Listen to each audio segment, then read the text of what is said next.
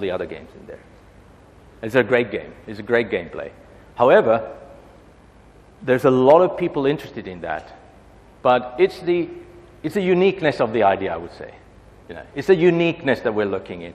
It's something that, if there's something so unique you feel you're so passionate about, if we can then together make it happen, we're more than then that's how we select. The selection process is stringent. We're looking at all the things, but we can add a lot of technology assets into that through our own Skynest and other stuff. So we bring a lot of there. We bring our expertise on how to monetize the game, how to bring money in. But of course, the core idea has to be brilliant in the beginning. So hopefully that answers a bit. Okay, there first, yeah.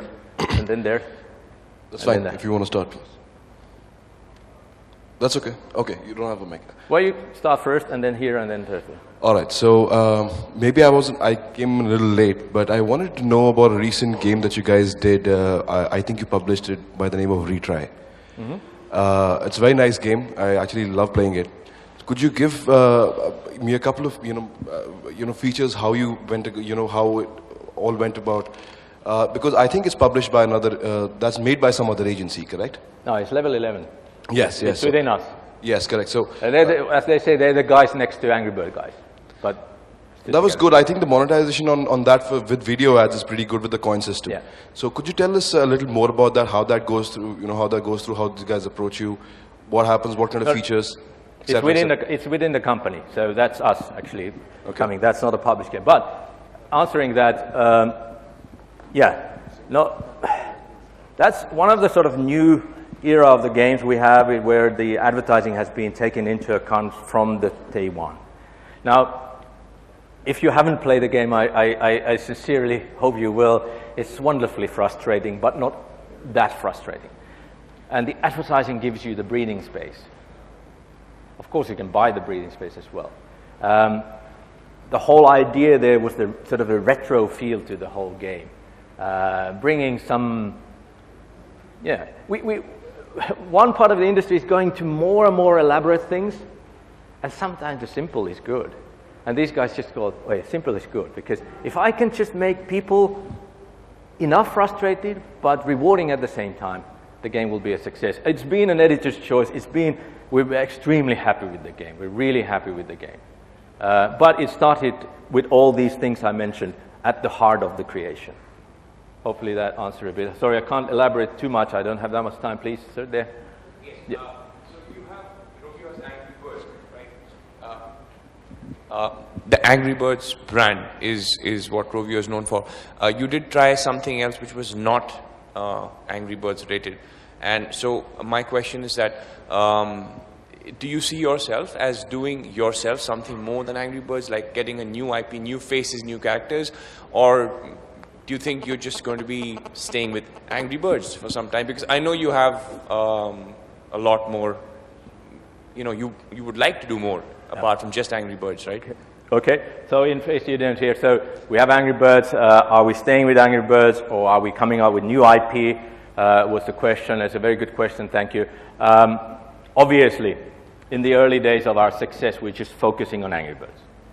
I mean, it's just going left, right, and center. It was great. Very soon you start to understand that if you want to become a larger player in here, you need to find out also new IP. Two ways of doing that is doing it through your internal creation process, and the other one, collaborating with somebody else. Now, if we create Angry Birds Transformers, we're still in the Angry Birds genre, as we are in, so I'm not referring to that. Collaboration, I mean games like Plunder Pirate and others. So that, although that's not our IP, but we're there as a co-partner. Then we come up with other stuff like Retry and so on to make it happen. Now, when you have something that is so well known, and you create something new, you can't expect that new to be as well known day one. It will not happen. You're like a prisoner of your own success in this respect. So you have to be very realistic how it's going to happen. But yes, we do have great plans, and we will be bringing out other IPs as well, because obviously we want to leverage the discovery and distribution and monetization that we've learned from the industry. But at the same time, you have to take good care of what you've created in the first place. So both will happen. Thank you very much. And there was a question over there. Time to wake up. It was really interesting listening to the whole talk. I'm more interested in understanding that Angry Bird has been there in the market for such a long period. What are the 3 key things that Rovio did to maintain such a long product cycle?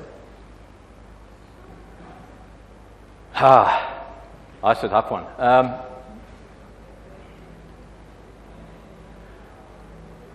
Let me take another industry example.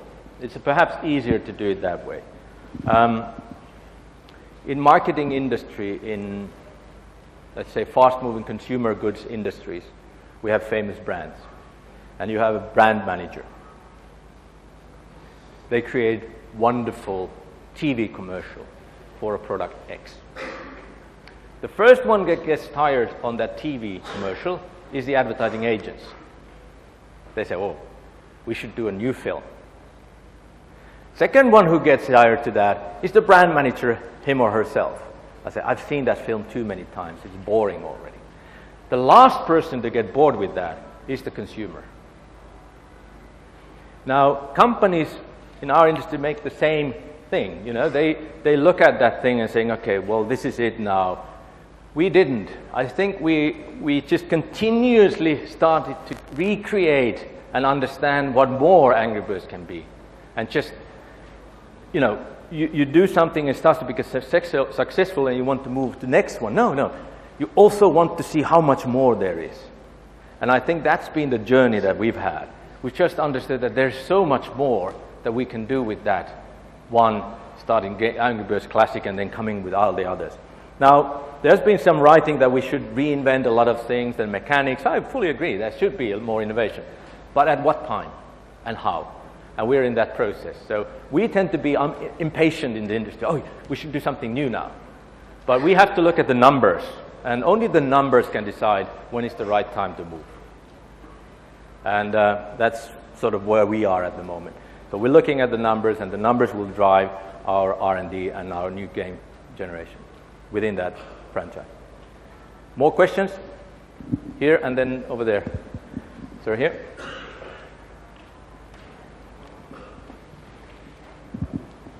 Hey there.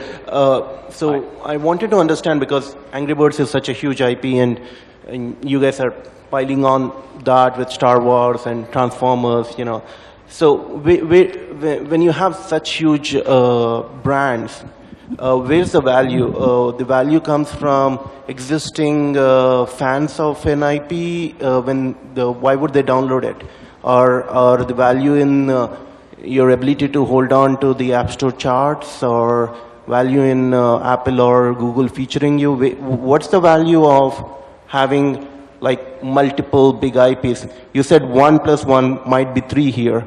Where's the value? Okay, where's the value in having the IP? I think the fact that people know you. It doesn't necessarily mean that they always play you, and they shouldn't, to be perfectly honest. I mean, even casual gamers want to have breathing space. They want to try something new. Then sometimes they come back. Oh, I haven't played that for a while. Yeah. Oh, this is actually quite nice. Oh, they have new levels in here. Oh, I can do this and that. So that's the way we move forward. So we look at that we have the value in the recognition, and that recognition has some expectations. And we are filling those expectations, whether it's as in a game format or as I showed, in some other formats. But the value really lies in the recognition. And that's most of the stuff. So it starts with the game, and it becomes in the recognition. Now then there is this sort of loop that you have to create, that the recognition stays there by reinventing yourself and coming up with something new and more interesting. But it will never be the same than the initial growth period. It cannot be. So you grow from 0 or something to 2.5 billion downloads, which means that, you know, 25, 30, 40% of potential audience, even 50% in the entire world has your game in their phones. That's not really, you know, there is something you can go up, but the value is that they know you. Then it's your job to be cleverest enough to understand what you do with that. Value is there, how to use the value then becomes the challenge. And that's the way we've addressed that. So by bringing in new editions, new ones, and then enlarging. Brand extension, you might call them, or whatever you want to call them. Okay. Oh. There's one question with the gentleman behind there. It was actually on the same lines. With these partnerships, how does it typically happen?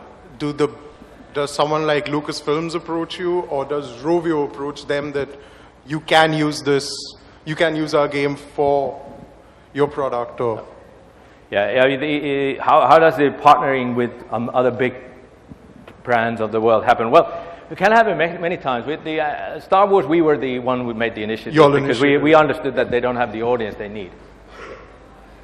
Okay. We did. So, but it can also happen the other way.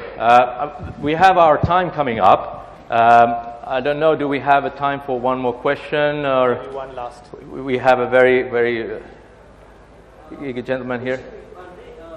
So in the slides that you showed, there was one west and there is an east. And just wanted to ask you one very simple question. Is there significant money on ads in the east?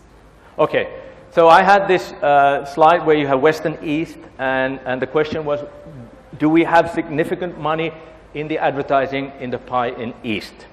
Yes, is my answer. Is it as big as in west? No. But it's the fastest growing advertising form in the so-called east markets is advertising within games. So the fastest growing mobile advertising format is actually advertising in games. So is there a future? Definitely. Is there money today? Yes, but it's not as big as it's in West. And we tend to be more simple in our approach still here. So I showed you that rich media solutions, they are predominantly Western market solution today, based on many things, bandwidths and stuff like that. However, it should not limit yourself. So yes, the growth path is there, the pace is different. Thank you very much. I have one last bird for someone. I have delivered my birds.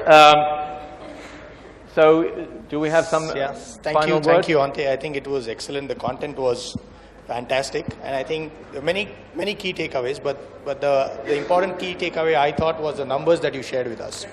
Those were wonderful. And I think it's enough inspiration and motivation for all of us to reach those numbers someday. I'm sure most of them would want to do that. Absolutely. So thank you so much, Antti, for being here. Thank you. Thank you.